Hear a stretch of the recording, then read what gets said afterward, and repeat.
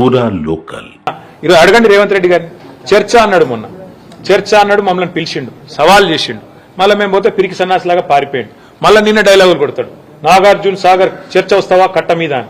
నేను అడుగుతున్నా రేవంత్ రెడ్డిని, నాగార్జున సాగర్ కట్టినప్పుడు, శ్రీశైలం కట్టినప్పుడు నువ్వు ఉన్నావు అసలు రాజకీయంలో? నువ్వు ఏ పార్టీలో పుట్టినావు? నువ్వేదో కాంగ్రెస్ లో పుట్టినట్టు, కాంగ్రెస్ ని నువ్వు పుట్టించినట్టు డైలాగులు ప్రజలు అన్ని చూస్తున్నారు. వాస్తవం ఏంది? కేసీఆర్ గారు చెప్పిన దానిలో కూడా ఖచ్చితంగా రాయలసీమ కూడా మంచిగా ఉండాలని కోరుకున్నాం, ఆంధ్ర ప్రజలు కూడా బాగుండాలని కోరుకున్నాం. కానీ ఏం కోరుకున్నాం మేము?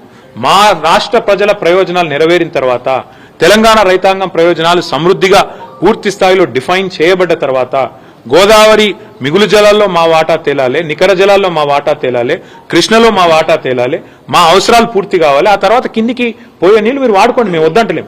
కానీ ఏవి తేల్చకుండానే మరి బడితున్నోందే బర్రె అన్నట్టు ఇవాళ మా కేంద్ర ప్రభుత్వం జుట్టు మా చేతులుంది, బీజేపీ మేము చెప్పినట్టు ఆడుతుంది, మా శిష్యుడే ఇవాళ తెలంగాణ ముఖ్యమంత్రి కాబట్టి నేను ఆడిచ్చినట్టు ఆడాలని చెప్పి చంద్రబాబు నాయుడు గారు అనుకుంటే, దానికి శిష్యుడు వంత పాడితే గురుదక్షిణ చెల్లించుకోవాలనుకుంటే, గోదావరి నీళ్లను సంతర్పణ చేయాలనుకుంటే మేము గమన కూర్చోవాలా? తెలంగాణ వాటా తేల్చండి. కేంద్ర ప్రభుత్వం గోదావరిలో, కృష్ణలో మిగులు జలాల్లో మా వాటా ఎంత, ఏ ప్రాజెక్టు కేటాయింపు ఎంత, ఇవన్నీ కూడా గతంలో ఉండే అవార్డుల ప్రకారం తేల్చిన తర్వాత మీరేం చేసుకున్నా పర్వాలేదు.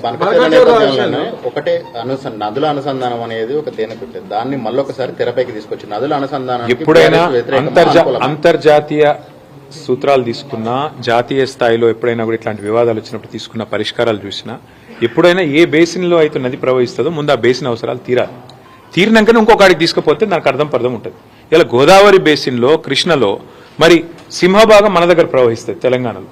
ఇక్కడ అవసరాలు తీరకుండానే ఇక్కడి పారిశ్రామిక అవసరాలు కానీ, ఇక్కడి సాగునీటి అవసరాలు కానీ, తాగునీటి అవసరాలు కానీ, ఇప్పుడు రేపటి రోజున హైదరాబాద్ లో కానీ, కరీంనగర్ లో కానీ, ఇంకా ఇతర పట్టణాల్లో కానీ 24/7 డ్రింకింగ్ వాటర్ ఇవ్వాలనేది మా కళ.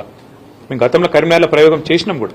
మరి అట్లాంటి అన్ని ఇంకా తేల్చకుండానే, ఎన్ని నీళ్ళు అవసరమైతే లెక్కలు తీయకుండానే కిందికి నీళ్లు వృధాగా పోతున్నాయి, మేము పట్టుకపోతామంటే ముందు బేసిన్ అవసరాలు తీరనియండి, బేసిన్ లో డెఫినేషన్ రానియండి. నికర జలాల్లో మా వాటా ఎంత, మిగులు జలాల్లో మా వాటా ఎంత, ఎవరు తేల్చాలి? ఇది కేంద్ర ప్రభుత్వం తేల్చాలి. కేంద్ర ప్రభుత్వం నియమించే మరి ట్రైబ్యునల్స్ తేల్చాలి. అవి తేలకుండానే మేము నీళ్లు కొంటపోతాం. మా చేతిలో ఇలా కట్టి ఉంది కాబట్టి కట్టెతో బర్రెని ఎటువంటి తట అదిలించకపోతాం. కేంద్ర ప్రభుత్వాన్ని రేవంత్ రెడ్డి జుట్టు మా చేతులు ఉంది కాబట్టి మేము ఆడిచ్చినట్టు ఆడతాం, మా కోవట్టు పరిపాలిస్తున్నాడు తెలంగాణ కాబట్టి ఫుట్బాల్ ఆడతామని చంద్రబాబు అనుకుంటే దాన్ని ఖచ్చితంగా వ్యతిరేకిస్తాం. తప్పేమున్నదాన్ని